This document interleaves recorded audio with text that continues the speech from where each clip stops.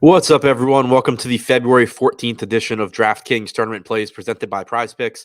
I'm your host, Adam Scherer. You can follow me on Twitter at ShipMyMoneyDFS.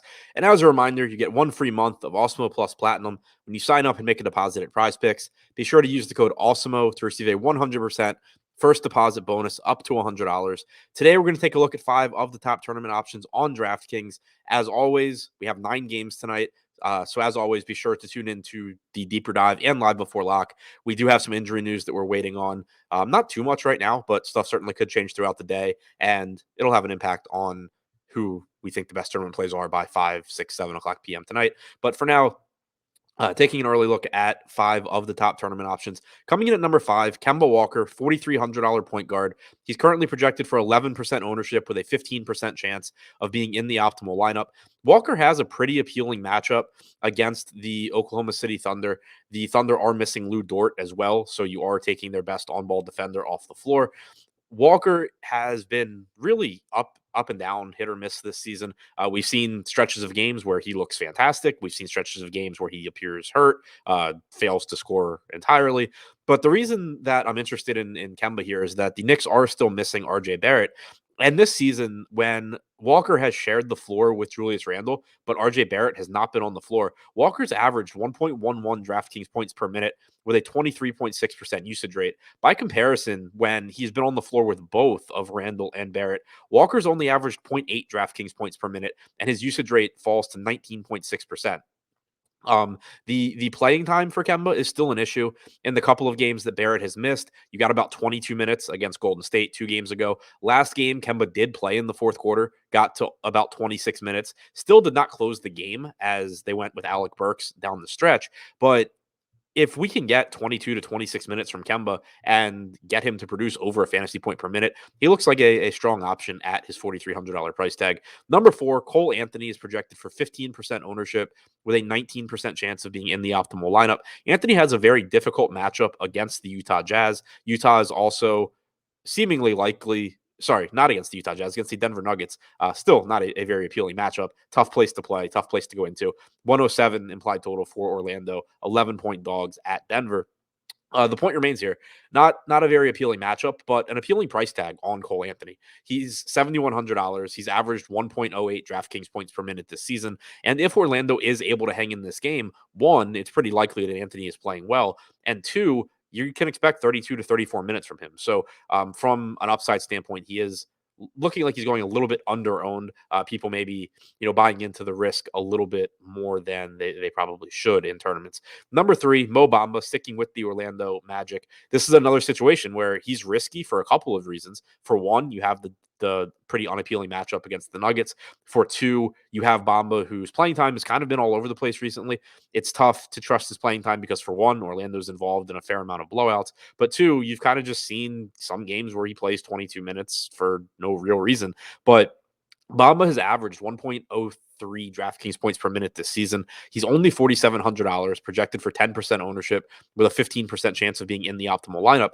At that price tag, if he manages to find his way into 26 or 27 minutes for one reason or another tonight, and plays at a normal rate or even an above average rate, which is somewhat likely if he does play 26 or 27 minutes, since that's more than he's going to play on average, you're looking at someone that has the potential to just absolutely break a slate at his $4,700 price tag. Number 2, Jerami Grant, projected for 9% ownership, 15% chance of being in the optimal lineup. He's only $6,300, power forward eligible in a homecoming game against the Washington Wizards. Not interested in him just because he's coming back to Washington to play, but I am interested in him because he's relatively inexpensive. Washington's not a particularly good team at all, but also not defensively. And Grant has averaged 1 DraftKings point per minute this season. The reason that Grant's salary has come down a bit is you're not getting quite as many minutes from Grant as you were earlier in the season. The Pistons are also expected to have Marvin Bagley available tonight. So you have what I assume is going to be a true backup behind Jerami Grant. That's never something that I really like to see. But even if we assume that you're getting 30 to 32 minutes here, which I think is a very fair assumption, you're talking about someone that has the ability to pay off a $6,300 price tag quite nicely in this matchup. And number 1, Andre Drummond, projected for 11% ownership with an 18% chance of being in the optimal lineup. He is expected to make his Nets debut tonight. Now, this is a spot where I think you could potentially see the ownership come up a lot as we get more information, particularly if we get it confirmed that Drummond is starting. But at the same time, if we do get that confirmation, I think the projection on Drummond comes up a bit as well. So the 18% chance of being in the optimal lineup would also increase. We know that Drummond is a fantastic point per minute fantasy option. He's averaged 1.27 DraftKings points per minute this season. He has an excellent matchup against the Sacramento Kings, who are right now a better team than the Nets. They're actually favored in Brooklyn, but the front court for Sacramento should not do anything to deter you from rostering Andre Drummond.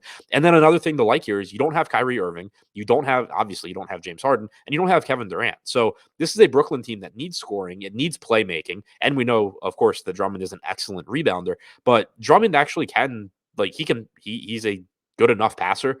He can, pick up some assists. He can create a little bit in this offense. He obviously can score. There's nobody else out there. I mean, Cameron Thomas is going to shoot a lot. Patty Mills will get up his shots, but it's not like there's there's anyone else on the floor for Brooklyn that is going to demand the ball really away from Drummond, with the exception, of Cameron Thomas probably just refusing to ever pass it. But it's a situation where there's uncertainty because you are likely to have Nick Claxton back tonight for Brooklyn. You are likely to have LaMarcus Aldridge back. Neither player is on the injury report. So there is uncertainty here. Like, even if Drummond starts, in theory, you could get like 20 minutes from Drummond, 16 from Aldridge, 12 from Claxton.